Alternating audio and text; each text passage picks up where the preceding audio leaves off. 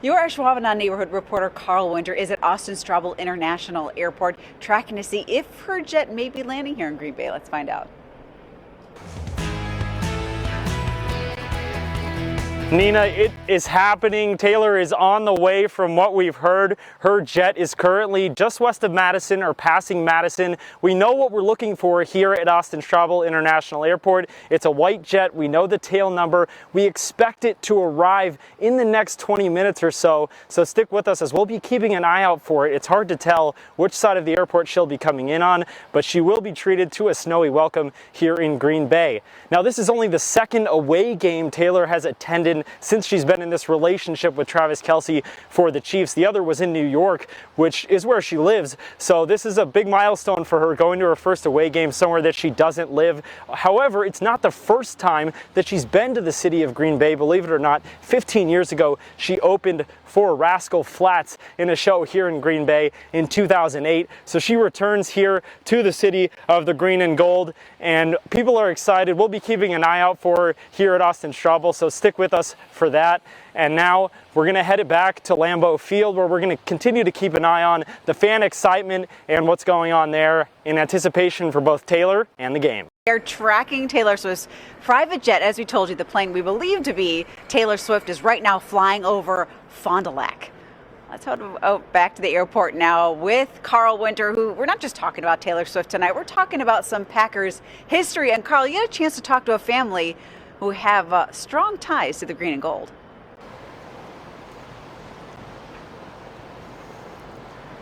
Yeah, Nina, we are still waiting for Taylor, but while we wait for her here, let's talk about some Packers history. Much of the Packers' success in the 1960s built the foundation for what the franchise is today. Lambeau, Titletown, the G, and much of that success can be attributed to Vince Lombardi. But I had the chance to talk with a family who brought Lombardi to Green Bay and helped set the foundation for that success. Vince Lombardi led the Packers to 5 titles during his 9 years as head coach. But if it wasn't for longtime Packers president Dominic Olejniczak, Lombardi might have never ended up in Green Bay.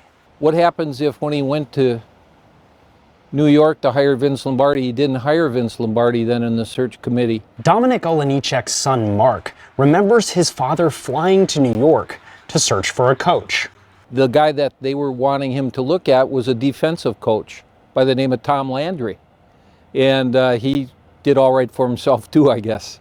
But Dominic, in just his second year as team president, chose Lombardi. And the rest is history. The team improved from 1 win in 1959 to 5 rings in a span of 7 years.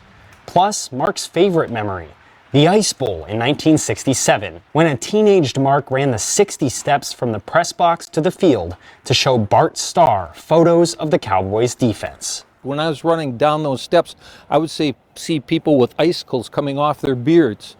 It was very cold. Mark's daughter Sarah wasn't alive for those memories, but she remembers the high standards her dad and grandfather held for their family and their business. You hear the memories, you see the pictures, which is absolutely beautiful.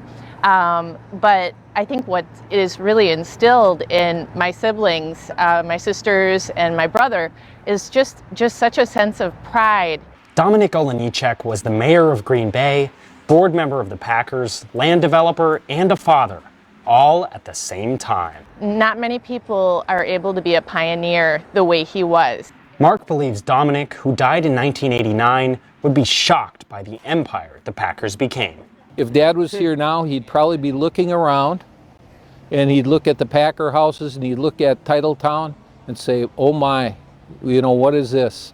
Even though Dominic helped build the foundation for both.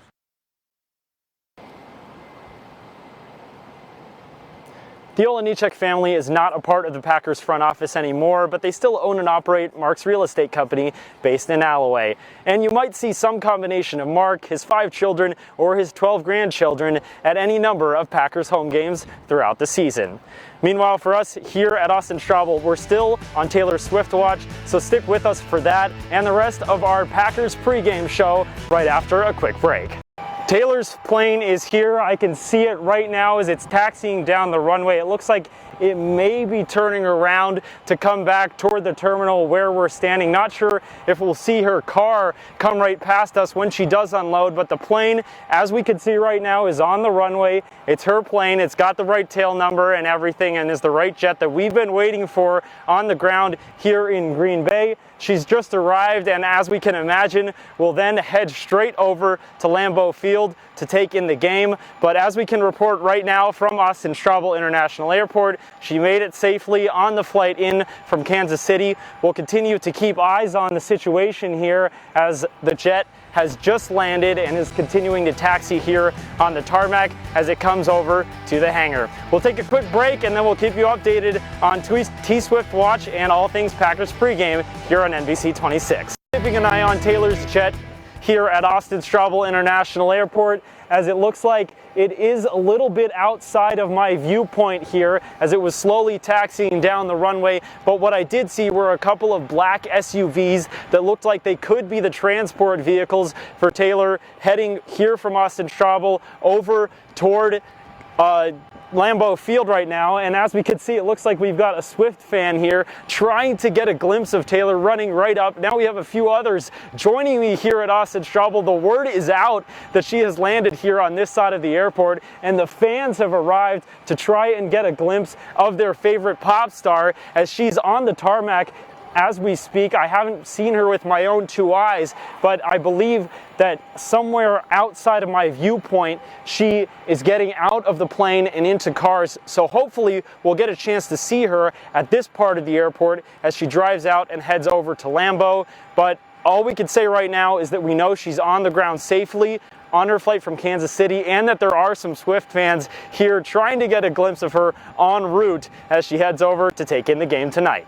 Well, it seems like Taylor Swift and her entourage have eluded our cameras on their way from the airplane over to Lambeau Field as the jet itself has disappeared. We did see it drive right past us on the taxiway, but it must have pulled into a hangar or something like that because it's a big plane, it's hard to disappear, and we do not see it anywhere here near the tarmac or near the terminal. But she does have her ways and must have escaped in the getaway car, for a lack of a better way of putting it, as she heads over to the stadium. But what I can note here from Austin Straubel is just the rapidity and the speed with which her fans showed up here once they got word that she might be here. Just a chance to catch a glimpse of the great Taylor Swift was enough to bring them out here to the airport, and I'm sure was enough to bring some of the fans over to the stadium. So she's generating excitement for the people at Lambeau tonight, and of course the many millions that will be watching tonight on Sunday Night Football on NBC. And now we might have a better idea of getting a glimpse of her after the game.